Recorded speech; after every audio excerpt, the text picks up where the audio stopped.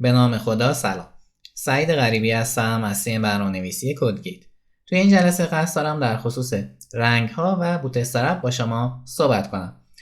ما درون بوتسترپ میتونیم از رنگ‌های مختلفی استفاده کنیم که در اینجا شما دارین مشاهده میکنید. سمت چپ کدهایی هست که زده شده، سمت راست نمایش کدها هست که دارید مشاهده میکنید کدها به چه صورت در مرورگر در میاد.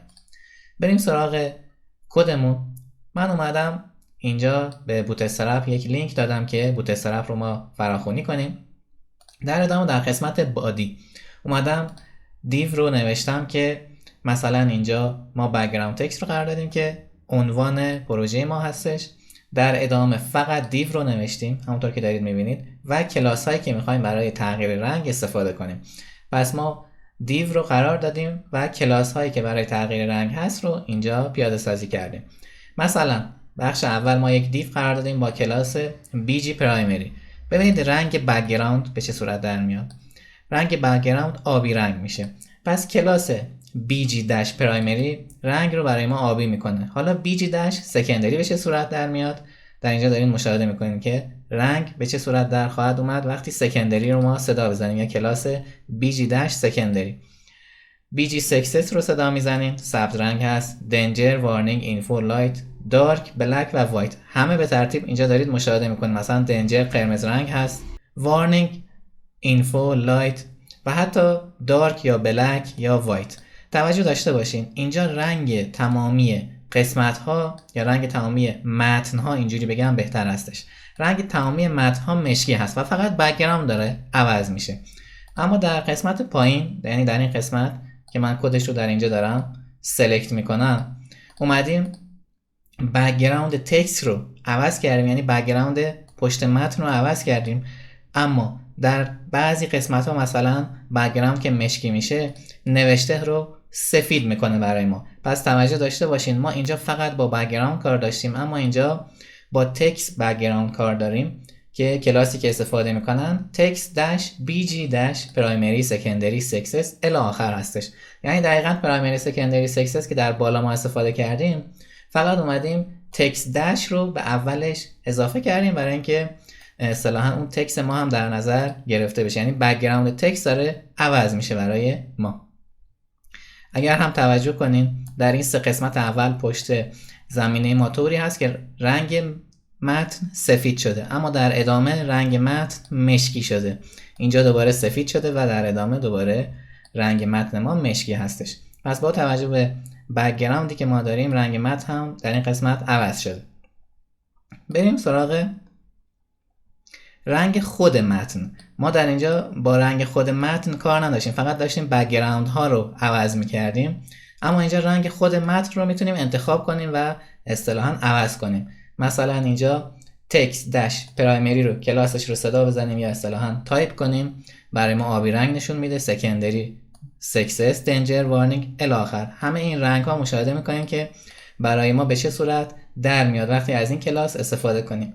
باز هم تکرار میکنم که همه اینها درون دیو قرار داده شده و ما دقیقاً اسم کلاس هایی که اینجا قرار دادیم رو اومدیم درون دیو قرار دادیم که همون متن برای ما چاپ بشه. بریم سراغ گرادیان. تقریبا همه ما با گرادیان آشنا هستیم. گرادیان از یک رنگ روشن شروع میشه و به رنگ تاریک اتمام میرسه یا ختم میشه.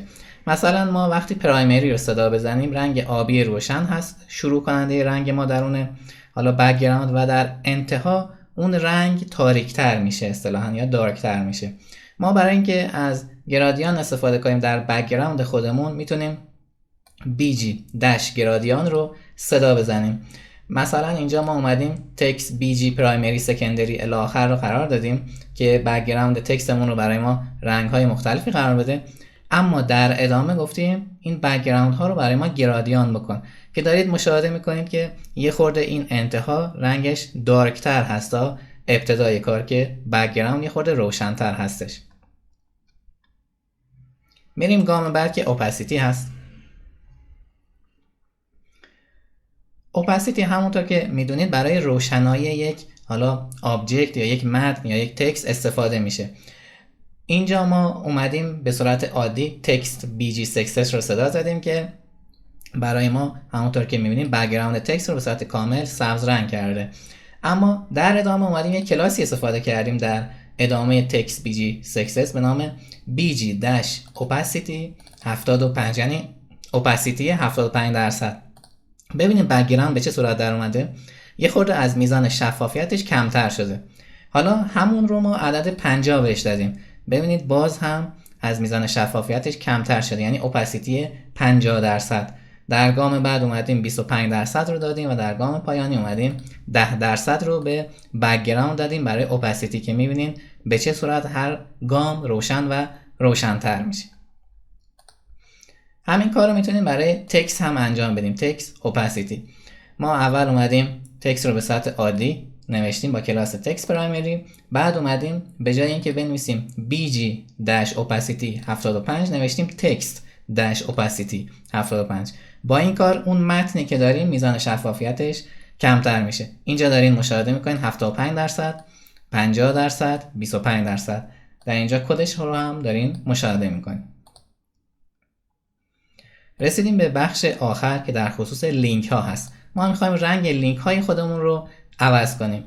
خب قاعدتا باید از تگ A استفاده کنیم و کلاسی که ما استفاده میکنیم لینک پرایمری هست. ما مثلا برای تکست پرایمری، برای تغییر متن از تکست پرایمری استفاده میکردیم، اما اینجا کلاسی که استفاده میکنیم لینک داش پرایمری هست که رنگ آبی رو به ما میده. دوباره لینک داش سکندری رنگ تقریبا خاکستری رو به ما میده. الی آخر سکسس، دنجر، وارنینگ و اینفا رو هم دارین مشاهده میکنین. یعنی به صورت کامل رنگ لینک رو هم ما میتونیم عوض کنیم. علاوه بر این که ما میتونیم رنگ بک‌گراند، رنگ خود متن، رنگ اصطلاحاً بک‌گراند متن رو هم عوض کنیم. پس تمامی قابلیت هایی که در بوتسترپ در اختیار ما قرار داده شده بسیار کامل هست در خصوص رنگ ها و ما میتونیم که کنترل خوبی روی رنگ ها و بک‌گراند ها داشته باشیم. امیدوارم که از این آموزش لذت برده باشین. حتما ما رو در آپارات دنبال کنین و به سایت ما سر بزنین. تا آموزش های دیگه شما رو به خدای بزرگ میسپارم.